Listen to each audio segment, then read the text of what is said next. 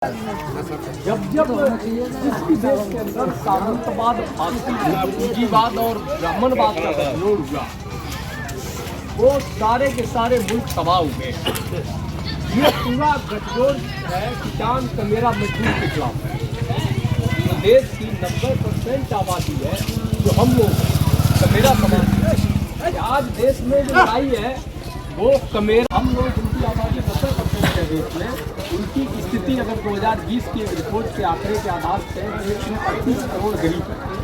38 करोड़ गरीबों में सबसे ज़्यादा गरीबी है शेड्यूल ट्राइब्स के अंदर भुखमरी, उसके बाद कास्ट का नंबर आता है, फिर ओबीसी का नंबर।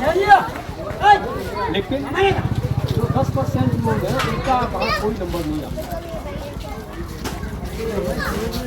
हमारी जमीनों को छीनने का काम वो लोग कर रहे हैं। मैं समझाता हूँ थोड़ा सा और आसान करके। हाँ, आसान करके। दरअसल है क्या, सीधा पॉइंट ये है कि कुछ लोग, कुछ समाज के लोग जिन पर जमीनें, एकाधिकार जमीनों पर जिनका है, सर्वाधिक जमीनें हैं, संख्या जिनकी कम है, जिन जो नौकरियों में सबसे ज़्यादा कब्जा किए बैठे हैं, संपत्ति पर जिनका सर्वाधिक कब्जा है, यहाँ तक कि जो बैंकों द्वारा लोन लेकर भागने वाले लोग हैं, इसकी पूरी अगर लिस्ट उठाएंगे तो वही लोग हमारे लोगों को पैसा ही नहीं देते। ठीक है, तो हमारा सीधा सा मानना ये है, सीधी सी बात है कि भाई जाति आधारित जनगणना कर लो। ये जानने का तो अधिकार हमें है ना कि हमारे, मान लो हम जाट हैं तो हमें जानने का अधिकार है कि पूरे इंडिया के अंदर जाट कितना है। हम मीणा है तो पूरा मीणा कितना है इंडिया में, ठीक है। जाटव है तो जाटव कितना है, गुर्जर है तो गुर्जर कितना है, अहीर है तो अहीर, जो कास्ट के हम हैं, तो हमें उसके बारे में जानने का पहला अधिकार है कि संख्या हमारी कितनी है, पहली बात। दूसरा हमारा अधिकार फिर ये बनता है कि हमारी अगर संख्या 100 में से 10 है तो क्या 100 नौकरियों में 10 नौकरियां हमारे समाज के पास हैं? 100 बीघा जमीन में से 10 बीघा जमीन हमारे पास है, तो फिर सोचना पड़ेगा कि कहीं बेईमानी हो रही है। अगर 100 में संख्या 10 हमारी है, और अगर सरल भाषा में इसको कहें 100 लोग हैं और 100 रोटियां हैं, हमारे घर में 10 लोग हैं, बाकी किसी के 5 है, किसी के 50 है, तो हमारे घर में 10 लोग हैं तो 10 रोटियां 100 में से हमें मिलनी चाहिए। हर एक व्यक्ति को एक एक रोटी तक की बराबर बंटवारा हो। अगर हमें एक रोटी दी जा रही है 10 लोगों के बीच में और 5 लोग जिस परिवार में उसको 50 रोटी दी जा रही, तो बेईमानी तो हो रही है, बेईमानी हो रही है। तो इसका न्याय कैसे, इसके जो आंकड़े हैं वो कहाँ से मिले, ताकि पता चले कि बेईमानी कहाँ और कैसे हो रही है। इसके लिए जरूरी है कि पहले सरकार जाति आधारित जनगणना करे, हर जाति की संख्या का पता लगे। उसमें जाति जनगणना का मतलब केवल ये नहीं होता है कि उससे ये पता चलेगा कि जाट कितना है, गुर्जर कितना, अहीर कितना, मीणा कितना, मतलब कौन जाति की संख्या कितनी, सिर्फ इतना पता नहीं चलता है जाति जनगणना से। जाति जनगणना से अगर केवल इतना पता चलता तो सरकारों ने कब भी करवा दी होती, रोकती नहीं। 1932 की लास्ट जनगणना जब देश गुलाम था उस समय अंग्रेज करवाया करते थे, ताकि सबके लिए योजना बना करके सबको लाभ दिया जा सके, सबके एजुकेशन की व्यवस्था, शिक्षा की व्यवस्था, चिकित्सा की व्यवस्था, रोजगार की व्यवस्था वो लोग कर सकें आंकड़े के आधार पर, तो वो लोग करवाते थे।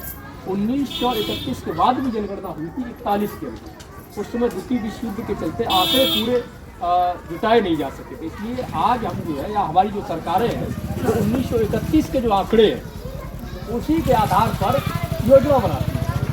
अब आप खुद सोचो कि 1931 बहुत लंबा हो जाएगा, 20 साल पहले इस गांव की जनसंख्या कितनी थी, 20 साल पहले इस गांव में जनसंख्या कितनी थी, और आंकड़ों के आधार पर ही जो भी सरकार आती योजना बनाती, चाहे स्कॉलरशिप देना हो, एडमिशन कोटा देना हो, रिजर्वेशन देना हो, कोई लोन देना हो, कुछ भी उसी आधार पर। ये गलत हो रहा है कि नहीं? आप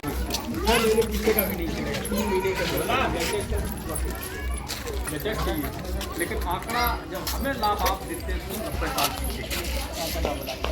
तो ये बेईमानी हमारे साथ हो रही, इसलिए ऐसा क्या पता तो लेगा जनगणना ये पता चलेगा, पहले तो पता चलेगा कि संख्या हम लोगों की हमारे काम को हाल से जाए, हाँ इसका पता चलेगा कि नौकरियों में किस समाज की कितनी है। और उसमें से भी बाहर कौन गंदे हैं। चपरासी और कौन अधिकारी, ये भी क्लियर होगा। हमारे समाज में कुछ चपरासी तो है, लेकिन अधिकारी कितने हैं? बहुत कम, ये रैंक के अधिकारी। ठीक है। दूसरा, अशिक्षित कितने हमारे समाज के होंगे। उनको जेलों बंद कर दिया जाता और न्याय नहीं मिलता। क्यों? क्योंकि न्यायपालिका में हमारे जितने, वहाँ हमारे लोग नहीं है, सत्ता में हमारे लोग नहीं है, मीडिया में हमारे लोग नहीं है जहाँ से हमारी आवाज़ उठे।